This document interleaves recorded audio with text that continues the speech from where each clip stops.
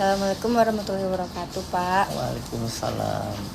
Selamat siang, Pak. Mohon maaf atas mengganggu waktu Bapak. Perkenalkan, saya Resti Ramadini, mahasiswa dari Universitas Negeri Padang, Pak. Saya di sini ingin mewawancarai Bapak terkait tugas akhir saya yang berjudul Optimalisasi Pemungutan Pajak Hotel Komparatif Metode Tunai dan Cashless di Badan Pendapatan Daerah Kota Padang, Pak. Apakah Bapak berkenan untuk diwawancarai? Baik. Ya, Pak. Pertanyaannya itu bagaimana Bapenda menetapkan target pajak hotel yang meningkat tiap tahunnya, Pak? Setelah saya lihat datanya kan meningkat tiap tahun terus tuh, Pak. Jadi berdasarkan data tadi tersebut, itu target itu ditetapkan berdasarkan dari resesi tahun sebelumnya. Jadi minimal itu angkanya dinaikkan sekitar paling banyak itu sekitar 5%. Mengingat pertumbuhan ekonomi. Jadi target-target yang telah ditetapkan oleh Bapenda itu pada umumnya menyesuaikan realisasi tahun-tahun sebelumnya.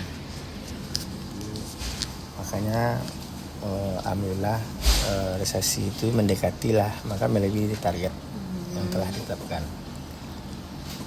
Jadi cara Bapenda mengidentifikasi wajib pajak dalam pembayaran pajak hotelnya itu bagaimana tuh, Pak? Ya, kalau kita kan udah ada sistem namanya khusus di pajak hotel ini, kita ada namanya sistem online pajak daerah atau SOPD singkatannya. Itu wajib pajak itu menginput berapa omset bulanannya, pajaknya berapa, dan kemudian mereka melaporkan namanya SPTPD, namanya surat pemberitahuan terhutang pajak daerah. Jadi mereka melaporkan berupa semacam laporan pendapatan mereka dalam satu bulannya gitu. Dan kemudian khusus juga untuk pajak hotel ini ada beberapa hotel kita memasang itu smart tag namanya, itu alat perekam transaksi. Jadi kita bisa berpedoman juga ke sana dalam melihat data-data mereka gitu. Jadi pajak-pajak yang diinput oleh wajib pajak, khususnya pajak hotel tadi, mereka kan itu self assessment. Jadi artinya wajib pajak menginput sendiri berapa pajak mereka. Nah, itu nanti kita verifikasi lagi apakah wajar atau tidaknya. Jadi cara Bapenda menghitungnya tuh udah apa kali itu, Pak? Udah langsung terinput kali di semua data. Iya, artinya yang data yang mereka input itu mereka bayar kan, nah nanti mereka melampirkan bukti transaksi mereka. Nah, itu nanti kita verifikasi. Kalau seandainya fakta-fakta di lapangannya di kemudian hari, misalnya hotel tersebut dicurigai tidak sesuai pajaknya, nanti kita lakukan semacam uji petik. Nah, uji petik ini tujuannya untuk melihat potensi berapa tingkat kunjungan tamu ke hotel mereka, dan selanjutnya apabila uji petik ini memang dirasa masih belum sempurna, kita akan lakukan pemeriksaan lengkap namanya. Itu ada bidang khusus dalam melakukan pemeriksaan. Apakah ada strategi khusus yang dilakukan untuk mengantisipasi risiko tidak tercapainya target gitu, Pak? Sebenarnya itu tadi target yang telah kita tetapkan itu berdasarkan kajian-kajian berapa kajian potensi dan estimasi pendapatan berapa gitu. Jadi alhamdulillah biasanya target itu tercapai 100%. Karena begini, kalau kita di pemerintahan ini ada namanya anggaran murni, ada anggaran perubahan. Dalam pelaksanaan tahun berjalan, seandainya target dari anggaran murni ini memang di bawah ekspektasi misalnya, kita menyesuaikan lagi di anggaran perubahan namanya. Nah, kita sesuaikan lagi berapa target sesungguhnya yang akan kita capai, dan itu dilihat dari realisasi bulan-bulan sebelumnya dan juga potensi kedepannya berapa. Mungkin itu. Dengan cara pengawasannya, bagaimana pengawasan dan pemeriksaan rutin yang dilakukan untuk memastikan kepatuhan wajib pajak hotel itu sendiri, Pak? Ya, kita di Bapenda ini namanya bidang pengendalian dan pelaporan, khusus ada subit evaluasi dan pengawasan dan pengendalian namanya. Jadi apabila ada hotel itu menunggak pajak atau tidak membayar sesuai aturannya, kita lakukan uji petik tadi. Dan apabila mereka memang sudah menginput pajak mereka tapi belum mereka bayarkan, kita lakukan semacam pembinaan. Dan kalau perlu nanti tim akan melakukan penyegelan di beberapa hotel yang mungkin tidak patuh dalam melaksanakan kewajiban perpajakannya. Apakah ada kecurangan yang dilakukan Fiskus dalam pemungutan pajak hotel baik secara cashless maupun tunai, Pak? Jika ada, apakah ada sanksi yang diberikan kepada Fiskus?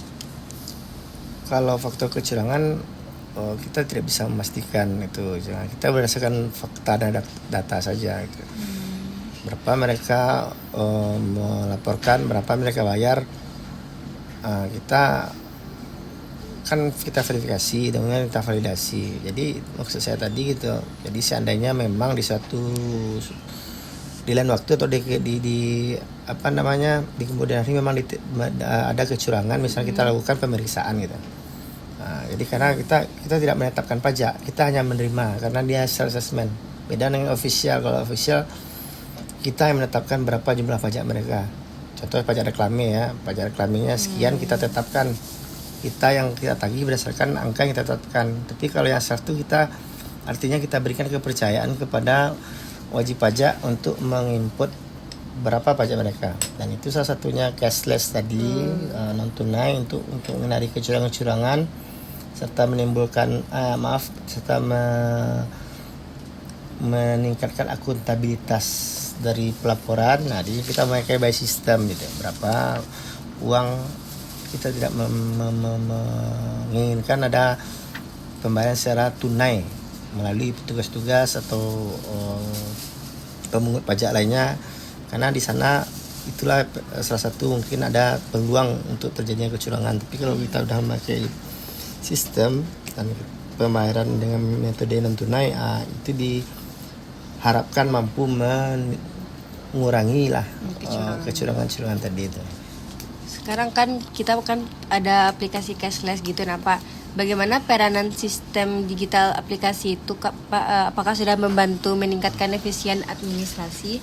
Malahan sangat membantu sekali di kita sistem non tunai ini.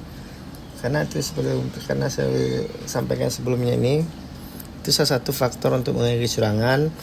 Kemudian keakuratannya gitu. Karena apa?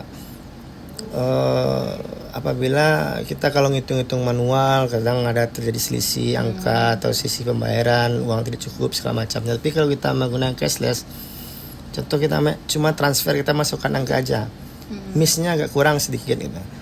Jadi ada kemudahan-kemudahan dalam transaksi non tunai ini, cashless. Karena alhamdulillah untuk pajak hotel ini hampir 100% itu menggunakan cashless. Tidak ada kita petugas ataupun pegawai yang menerima uang secara tunai langsung dari si wajib pajak. Berarti lebih terbukti efektif lagi Pak dalam mencegah kecurangan dan meningkatkan akuntabilitas pajak hotel dibandingkan metode tunai gitu Pak. Ya benar, itu harapan kita secara umumnya itu. Dengan sistem ini diharapkan pertama efisiensi. Kita tidak memerlukan administrasi yang ribet. Kita memperdomani apa yang ada di sistem tadi. Karena seperti saya bilang tadi, saya masuk PD tadi, di sana semuanya lengkap, ada laporan siapa wajib pajaknya, alamatnya di mana, berapa jumlah pajaknya, berapa kewajibannya, semua ada di sana tercantum di sistem tersebut. Oke, menurut Bapak perencanaan yang sekarang itu sudah baik untuk meningkatkan kapasitas. Jika misalnya ada yang perlu diperbaiki dalam konteks perencanaannya itu di bagian apa Pak? Sebenarnya untuk saat ini kita di Sumatera Barat ini, khususnya Kota Padang, untuk kegiatan pajak daerah ini kita termasuk yang terbaik di kabupaten kota yang di Sumatera Barat ini, karena sistem kita sudah mendekati sempurna. Memang mungkin butuh perbaikan atau maintenance saja, atau penambahan menu yang mungkin lebih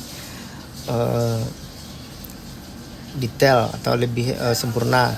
Karena program Pak Wali Kota ini yang baru sekarang itu menginginkan sistemnya semua digitalisasi. Jadi pajak ini transparan, bisa diakses atau dilihat dan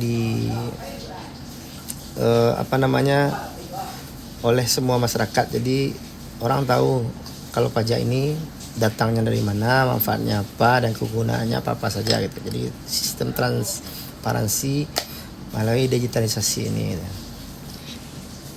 Oke Pak, cuman itu yang bisa saya tanyakan kepada Bapak. Terima kasih Pak sudah meluangkan waktunya, dan terima kasih juga atas ilmunya Pak. Oke Pak, saya akhiri dengan Assalamualaikum warahmatullahi wabarakatuh. Waalaikumsalam warahmatullahi wabarakatuh.